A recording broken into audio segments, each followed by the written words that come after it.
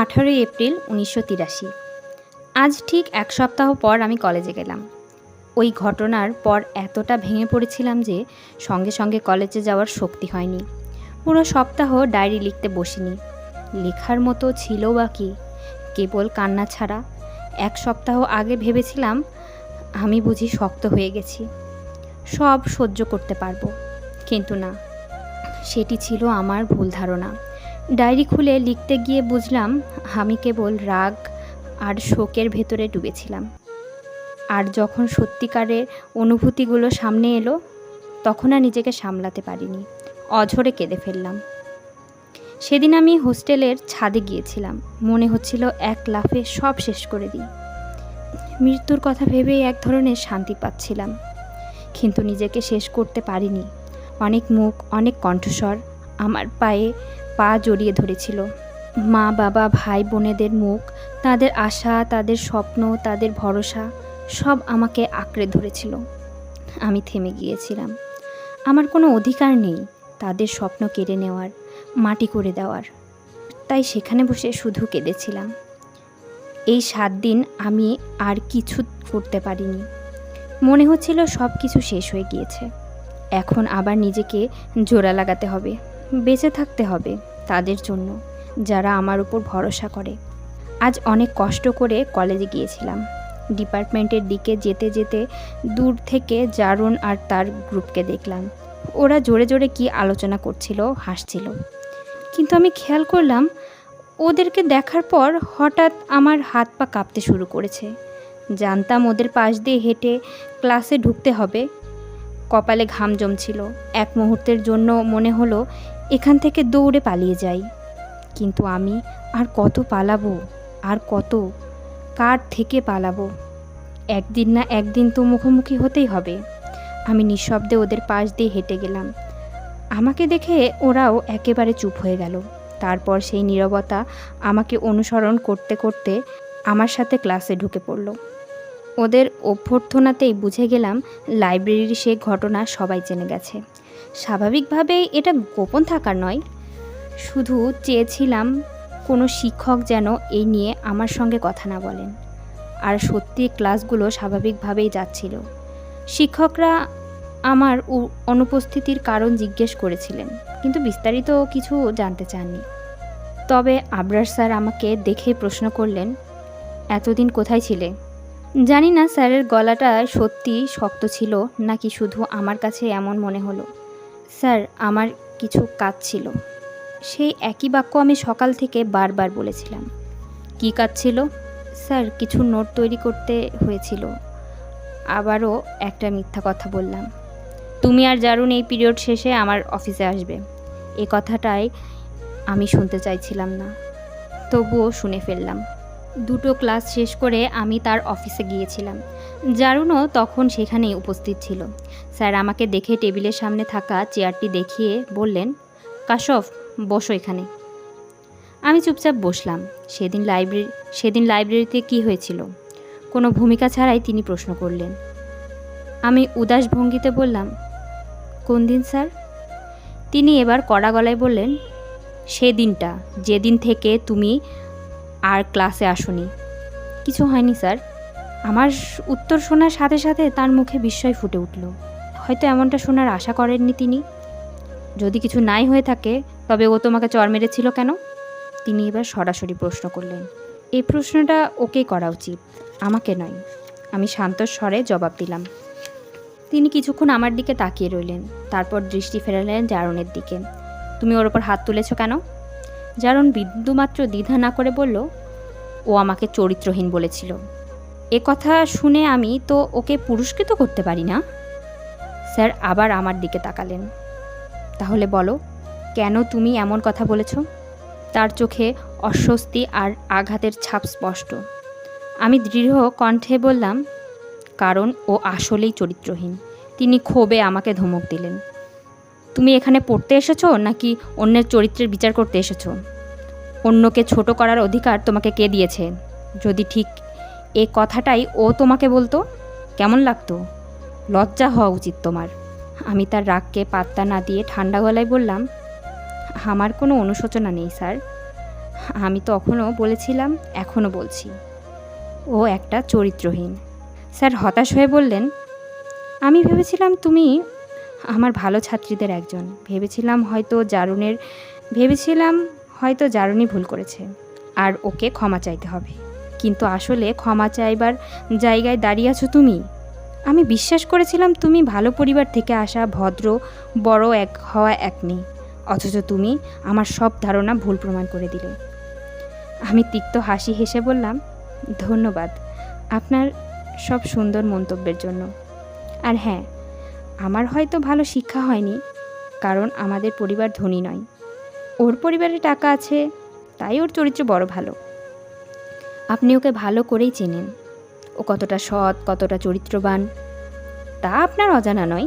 কখনো কি আপনি ওকে তার অসংখ্য অ্যাফেয়ারের সম্পর্কে প্রশ্ন করেছেন?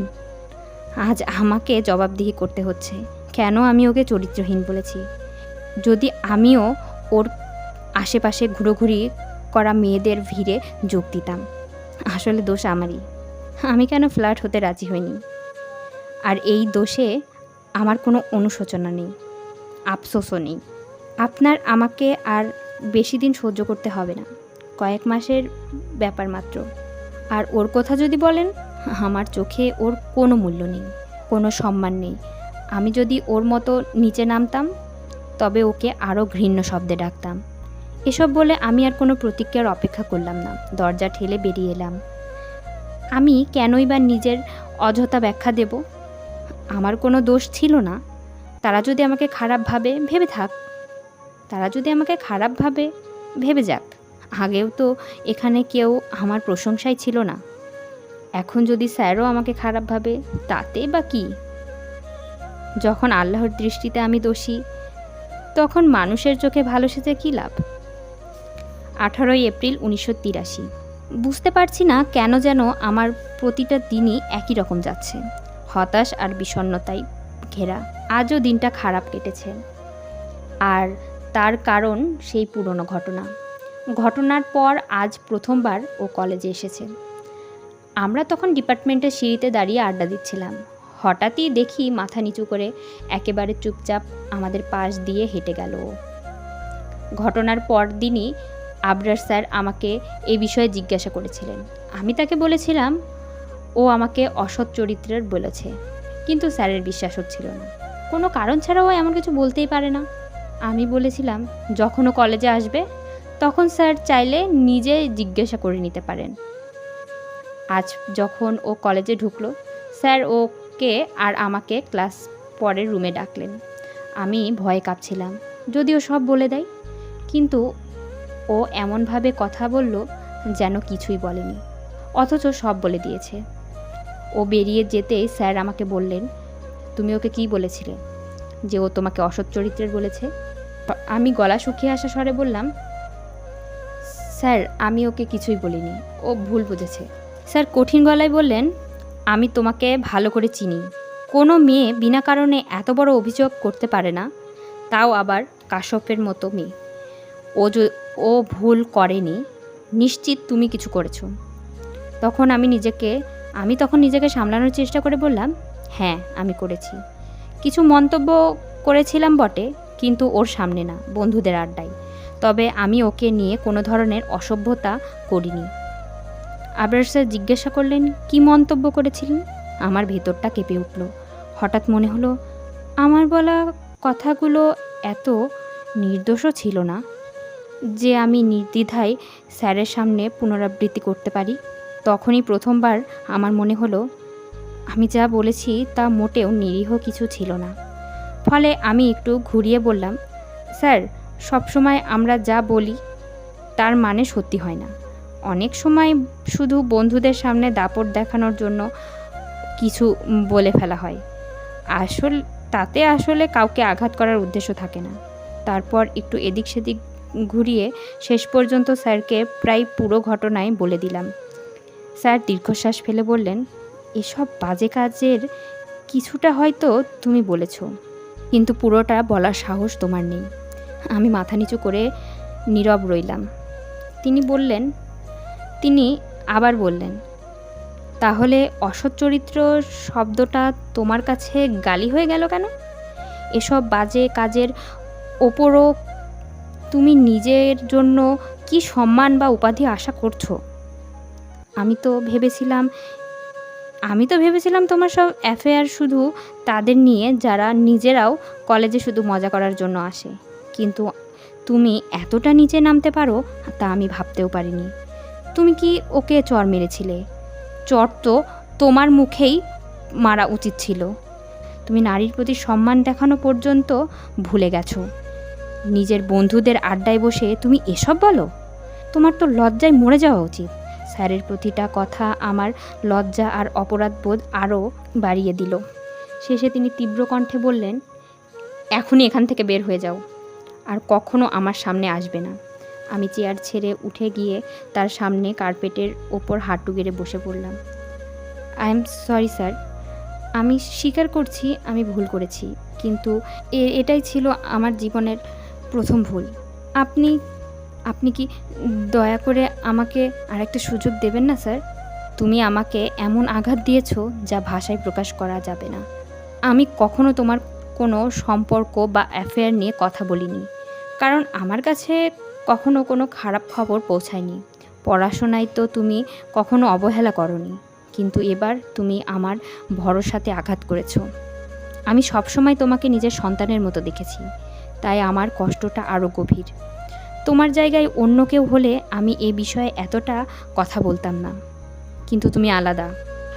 আমার কাছে ক্ষমা চেয়ে কী হবে? ক্ষমা তো তোমাকে তার কাছেই চাইতে হবে যার সঙ্গে এসব করেছো। তার শেষ কথাগুলোতে আমার থমকে যাওয়ার নিঃশ্বাস আবার সচল হলো। স্যার, এটা কি সত্যি দরকার? আমি অসহায়ভাবে জিজ্ঞেস করলাম। অবশ্যই দরকারি। তার নরম হতে থাকা কণ্ঠ আবারও কঠিন হয়ে উঠল, আর আমি বাধ্য হয়ে সম্মতি দিলাম। কিন্তু এখনও আমি ভেবে পাচ্ছি না আমি কিভাবে ওর কাছে ক্ষমা চাইব। সেই মানুষটার কাছে যাকে আমি ঘৃণা করি কিভাবে বলবো আমি দুঃখিত, অথচ আমার তো আসলে কোনো দুঃখ নেই। এই পুরো নাটক থেকে আমি আদৌ কি পেলাম? তার সাথে ফ্লার্ট করতে পারলাম না, স্যারের সামনে তার ইমেজও নষ্ট করতে গিয়ে উল্টো নিজের ইমেজ নষ্ট করে ফেললাম। কলেজের নাম ডাকও খারাপ হলো। এ যেন অন্যরকম পরাজয় যা ও আমাকে উপহার দিয়েছে। তবে একটা ব্যাপার নিশ্চিত, আমি ওকে কোনোদিন ক্ষমা করব না। প্রতিদিন আমার ঘৃণা আরও বেড়ে চলেছে। হয়তো ওকে এতটা গুরুত্ব দেওয়া আমার ভুল ছিল। আমি শুধু নিজের সময় নষ্ট করেছি, এবং দেরি করে হলেও আজ সেই সত্যিটা টের পাচ্ছি। ৩রা আগস্ট ১৯৮৩। ক্লাস শেষ হতে আর অল্প কিছুদিন বাকি। তারপরই শুরু হবে বাস্তব জীবনের পথ চলা। ভাবলে ভেতরটা কেমন শূন্য হয়ে যায়, কারণ আমাকে ফিরতে হবে সেই বাড়িতে যেটাই আমি কোনো দিন ভালোবেসে উঠতে পারিনি। সেই বাড়ির কোনো কিছুর সাথে আমার আপন সম্পর্ক নেই। সেখানে গিয়ে যেন বন্দি হয়ে থাকতে হবে যতদিন না কোনো চাকরি পাই। তবুও ফাইনাল সেমিস্টারের পথটা আগে পেরোতে হবে। জারুন আমার কাছে ক্ষমা চাওয়ার পর কিছুদিন কলেজে আসেনি। তখন আমি ভীষণ স্বস্তি পেয়েছিলাম, কিন্তু এখন আবার আসা শুরু করেছে, আর আমার সব শান্তি উধাও হয়ে গেছে। ভয় হচ্ছে আবার যদি আগের মতো কিছু করে বসে। আমাদের মতো মেয়েদের জন্য সম্মান নিয়ে বাঁচাটা খুব কঠিন। তবুও আমি প্রতিজ্ঞা করেছি নিজে বা পরিবারের সম্মানের জন্য লড়ব, যে কোনো মূল্যে। কিন্তু এই সম্মান কাউকে ভালো ব্যবহার করে পাওয়া যায় না। এটা কেবল টাকার জোরেই মেলে। কেউ হয়তো সৎকর্ম করে তার বিনিময়ে সম্মান কামনা করতে পারে, আর আল্লাহ চাইলে হতেও পারে, আর আল্লাহ চাইলে হয়তো দেনও। কিন্তু আমার ক্ষেত্রে আমি যত ভালো কাজ করেছি তার বদলে আল্লাহ আমাকে শুধু নতুন নতুন পরীক্ষা দিয়েছেন, সম্মান নয়। কিন্তু আমি আর কারো সঙ্গে ভালো ব্যবহার করতে চাই না। এই দুনিয়ায় যারা অন্যায় করে, গুনাহে ডুবে থাকে, তারাই শুধু স্বাচ্ছন্দ্যে থাকে। যারা নেক কাজ করে তারা শুধু অবহেলা আর কষ্টের শিকার হয়। আমি আর সেই কষ্ট বয়ে বেড়াতে চাই না। ২৭শে অক্টোবর ১৯৮৩। আজ থেকে শুরু হলো আমার স্বাধীন এবং নিশ্চয়তার জীবন। গতকাল ছিল সিএসএস এর শেষ পরীক্ষা, আর আজ দুপুর অবধি ঘুমিয়ে উঠে মনে হচ্ছে যেন বুক ভরা স্বস্তি নিয়ে হালকা হয়ে গেছি। সামনে ইন্টারভিউ দিতে হবে, আবার ফাইনাল ইয়ারের পরীক্ষাও আছে, কিন্তু এখন আর সেসবের দুশ্চিন্তা তেমন নেই। এখন একটাই প্রত্যাশা, রেজাল্ট যেন ভালো হয়, তাহলেই তো আমি নিজের পছন্দের ডিপার্টমেন্টে যেতে পারবো। গত 2 মাসে কলেজের কথা যেন একেবারে ভুলে গিয়েছিলাম। এখন কাল থেকে আবার সেখানে যাওয়া শুরু হবে। আজ হঠাৎ কলেজের সব কিছু ভীষণ মনে পড়ছে। সেখানে কাটানো প্রতিটি মুহূর্ত, প্রতিটি জিনিস, এমনকি কাশফের কথাও মনে পড়ছে। তবে ভালো লাগছে আমি ওর কাছে ক্ষমা চেয়েছি, কারণ দোষটা সত্যি আমারই ছিল। তবে আশ্চর্যের বিষয়, আজ অকারণেই ওকে দেখার খুব ইচ্ছা করছে। যদিও আমি জানি কলেজে গেলে হয়তো ও আমার দিকে একবারও ফিরে তাকাবে না, আর যদি আমি কথা বলার চেষ্টা করি তবে হয়তো এড়িয়ে সরে যাবে। তবুও আজ আমি এতটা খুশি যে এসব ভেবে কোনো রাগও লাগছে না। 22শে ডিসেম্বর 1983। আজ আমার শিক্ষা জীবনের শেষ দিন। জীবনের একটা বড় অধ্যায় বন্ধ হয়ে গেল, আর এখন সামনে শুরু হবে বাস্তব জীবনের অজানা পথ চলা। এরপর কি ঘটবে আমি জানি না। কোনো ভ্রান্ত আশাও পোষণ করি না। ভবিষ্যতে স্বপ্ন দেখতে পারে তারাই, যাদের হাতে অর্থ থাকে। আমার মতো মানুষের ভবিষ্যৎ সবসময় অনিশ্চিত আর অস্বস্তি। কাল আমি আমার শহরে ফিরে যাব। পেছনে তাকালে অবাক হই, কত কষ্ট, কত তিক্ততা ভরা কলেজ জীবনে কি দ্রুতই না কেটে গেল। এই সময়ে আমি কোনো সত্যিকারের বন্ধু পাইনি, তবে শত্রুর সংখ্যা অবশ্য বেড়েছে। তাদের থেকে ভালো কোনো খবর তো আসেনি, বরং আমার দায়িত্বও শুধু বেড়েছে। এখনও দীর্ঘ পথ বাকি, তবু জানি আমি একদিন আমার গন্তব্যে পৌঁছে যাব। আজ একটা কবিতা পড়ছিলাম, সেখানে একটা লাইন আমার হৃদয়ে খরপাত করেছে। চাঁদ হে রোজ আর মেরি জান চাঁদ হি রোজ। কয়েকটা দিন আর আমার প্রাণ, শুধু কয়েকটা দিন। লাইনটি আমাকে ভীষণভাবে ছুঁয়ে গেছে। কত ভালো হতো যদি আমিও নিজেকে এভাবে সান্ত্বনা দিতে পারতাম। কিন্তু আমার দুশ্চিন্তা তো কয়েক দিনের নয়, আমাকে এখনও অনেক সংগ্রাম করতে হবে। কখনো কখনো শুধু চিন্তায় ক্লান্তি এসে যায়। আমার বোনেদের দ্রুত বড় হয়ে ওঠা আমাকে ভয় পাইয়ে দেয়। বাবা মায়ের মুখও আগের চেয়ে অনেক বেশি বয়স্ক দেখায়, অথচ আমাদের অবস্থার কোনো পরিবর্তনই ঘটেনি। যখন আল্লাহ আমার কাঁধে এত বোঝা তুলে দিয়েছেন, তবে অন্তত এই বিশ্বাসটুকু দিতেন যে তিনি আমাকে ভালোবাসেন, তাহলে হয়তো জীবন আমার কাছে এত কঠিন লাগতো না। কিন্তু তিনি যে কোনো দিনই আমাকে ভালোবাসেননি। আমি কি শুধু এজন্যই তার কাছে অপ্রিয় যে আমার হাতে টাকা নেই? তবে কি আল্লাহ মানুষের মধ্যে বৈষম্য করেন? আজও আমি অস্থির, অশান্ত। এ আর নতুন কিছু নয়। 8 আগস্ট 1985। কখনো কখনো নিজের পরিস্থিতিতেই আমি বিরক্ত বোধ করি। লাহোরের মতো উচ্ছ্বসিত হইচই ভরা শহরের সন্তান আমি, কিন্তু আজ আছি এই শীতল, অতিরিক্ত আনুষ্ঠানিক ইসলামাবাদে। এখানে কোনো প্রাণ নেই, রং নেই, শুধু নিয়ম কানুনে বাঁধা একঘেয়ে জীবন।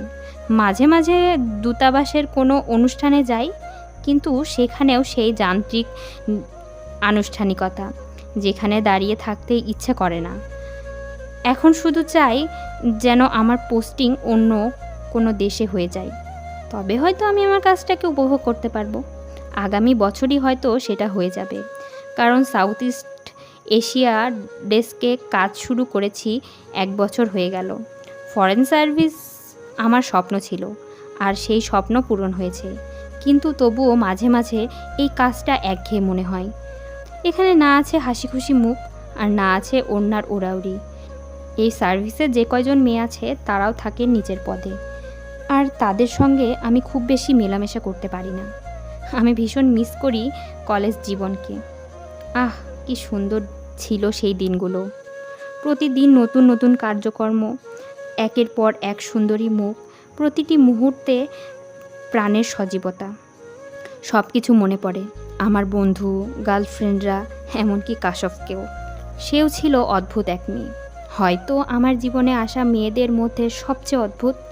2 সপ্তাহ আগে যখন লাহোরে গিয়েছিলাম, তখন উসামার সঙ্গে আলাপচারিতায় কাশফের প্রসঙ্গ উঠল।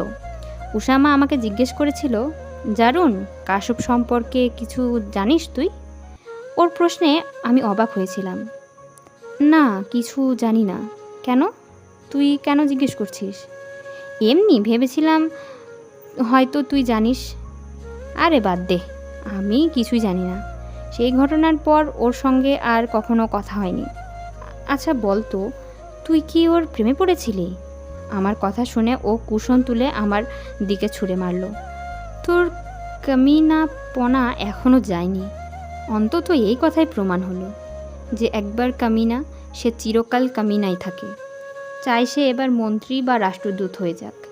আমি ওর কথাকে পাত্তা না দিয়ে জিজ্ঞেস করলাম, তাহলে তুই ওর খোঁজ নিচ্ছিস কেন? এমনি, ওই মেয়ে সবসময় আমাকে আকর্ষণ করতো, এখনও মনে গেঁথে আছে। যদিও সুন্দরী হতো, তবে ভাবতাম হয়তো সৌন্দর্যের কারণে আকর্ষণ, কিন্তু ও তো সুন্দরী ছিল না।